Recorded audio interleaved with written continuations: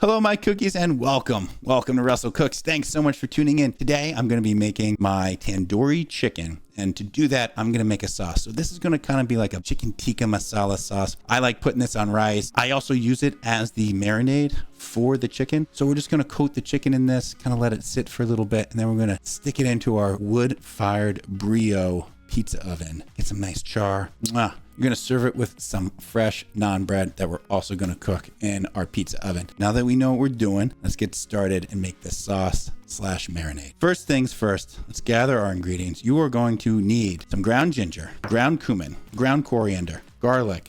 I got a very small onion here, ginger, butter, some garam masala. You can use your own blend if you want. Some Aleppo pepper. Gonna add a little bit of sizzle, a little bit of spice to this. You're also gonna need some crushed tomatoes and some whole milk Greek yogurt. So now that we know what we're doing and we've gathered our ingredients, let's get started. So I'm just gonna chop this fine, 1/4 inch. I want it pretty small. For the butter, I'm gonna do about 4 tablespoons.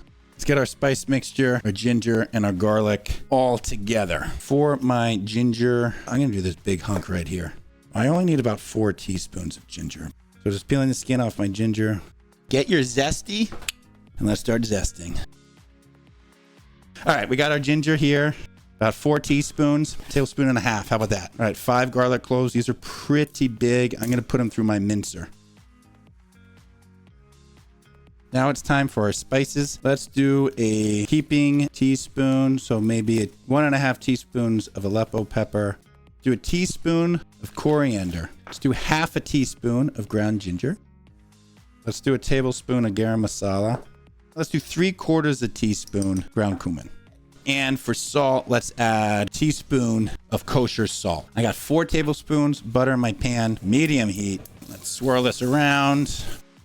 Let's get our onions, and we're just going to saute these 3 to 5 minutes. If they're starting to brown, either your heat's too high or you've gone long enough. A lot of recipes use tomato paste. I'm going to be using crushed tomatoes. I might have to add a little bit more butter. I have a lot of spices and I need that to bloom. My pan turns dry, more butter's going in. I'm thinking 3 minutes, but could be as long as 5. I think we're looking good here. Let's go ahead and add our ginger, garlic, and spices and salt. I'm going to kind of mash it around. Turn the heat down to medium-low. Rather than having it done in 30 seconds, I want this done in about 60 seconds. So you're going to start smelling the spices. Fantastic. Now, a lot of times you can put heavy cream in here as well. That's pretty standard. I'm on the fence about that. I'm just going to use yogurt. So I'm going to add about 14.5 ounce can is fine. Crushed tomatoes. For water, I'm going to put in maybe a 1/4 cup here. Back up to medium heat. Stir it around. As soon as it starts to bubble and sizzle, I'm going to drop the heat down low and I'm going to let it kind of cook. Make sure there's no raw tomatoiness. And then off heat, we'll stir in our yogurt. I go like this and look, it's like clean. Look at the hex clad. It's like there's nothing even there. Medium low, medium low. Off heat, we are going to stir in. Let's start with 1/2 cup of my Greek yogurt. So now it's starting to look like that masala sauce that you all are very familiar with. You can adjust consistency with extra water as needed. I'm going to leave this pretty thick because, again, I want to marinate my chicken in this.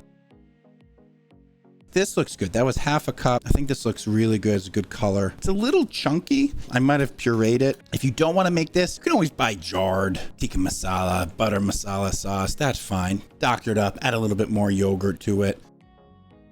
Let it cool, get it in your fridge, and you're done. Let's go back to those breads. I'm gonna start with the dough. You just combine a bunch of ingredients. You let it sit for 60 or 90 minutes, form it into little balls, cook it, fluffy, delicious. So now that we know what we're doing, let's gather our ingredients. I'm going to be using AP flour today. You are going to need some whole milk yogurt. I like Fage, 5%. I also have some active dry yeast. You're going to need an entire packet. I have kosher salt here that I'm going to use. If you want to use fine sea salt, that's great as well. You're going to need a neutral oil. I got a little canola oil. Last but not least, you're going to need a little bit of baking powder, not baking soda. Just kind of to help the yeast go along. Also make sure it's tender.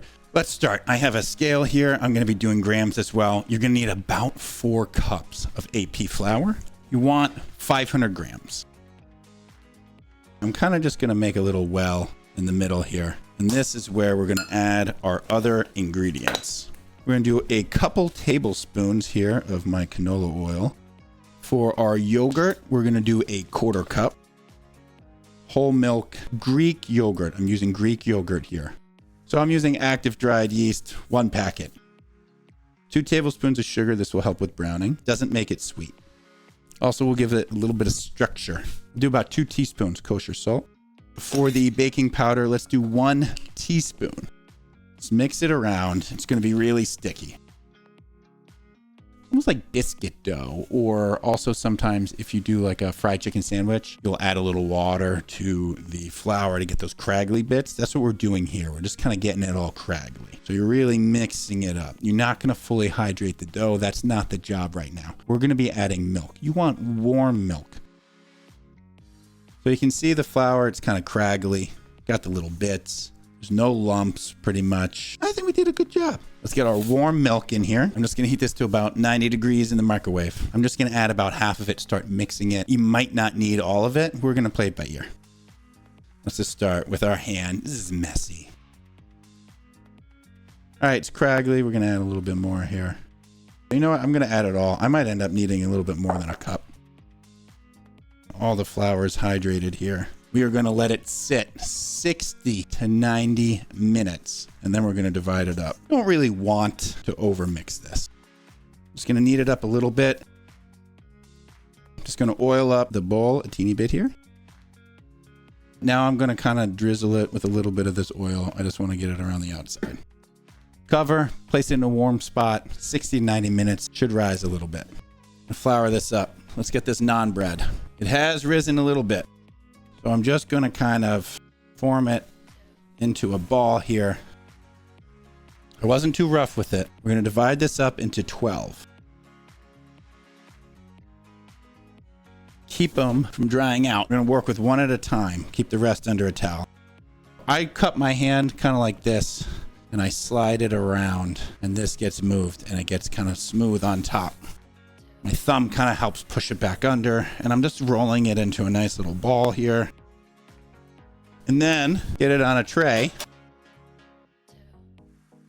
You get all your dough looking like this. Cover these up tightly. Get them in the fridge. Let them rest. When you're ready to go outside and cook, pull them out. You want them to get back up to room temp.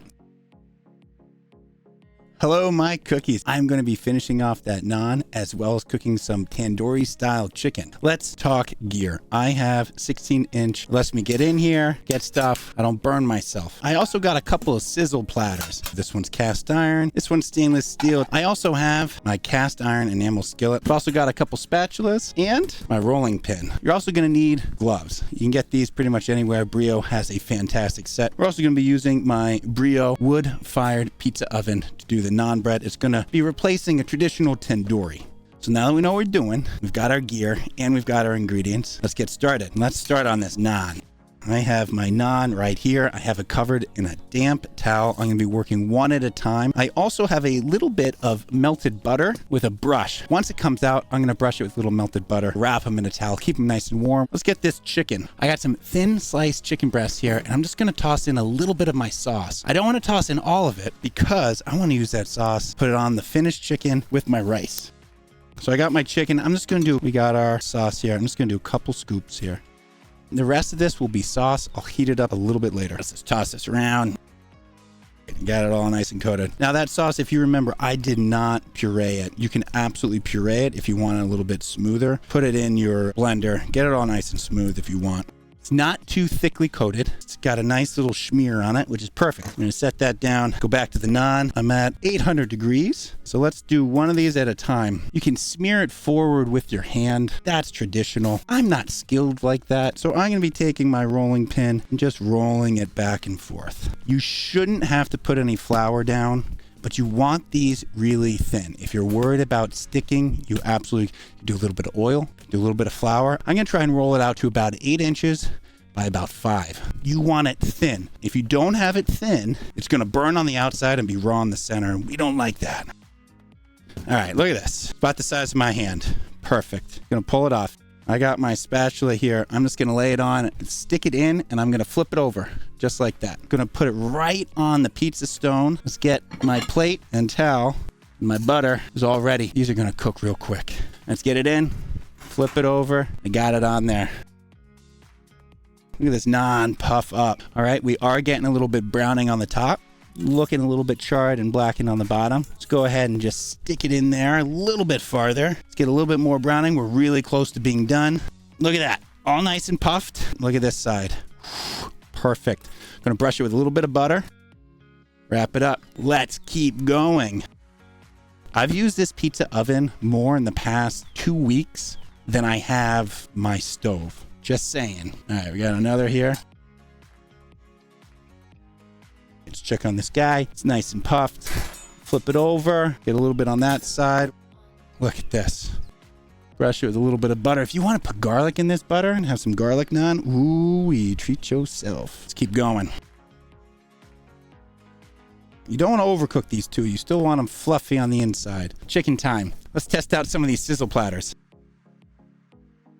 You do not want to put your chicken directly on the baking stone. That's not what it's for. That's why I'm using these sizzle platters. You can also use a skillet. Let's see how these sizzle platters do. I want to get some nice char without overcooking it. Shove it on in there. I'm going to guess that these are going to take anywhere between 3 and 5 minutes. Throw another log on there. Temperature's dropping. I should probably check on the chicken, right?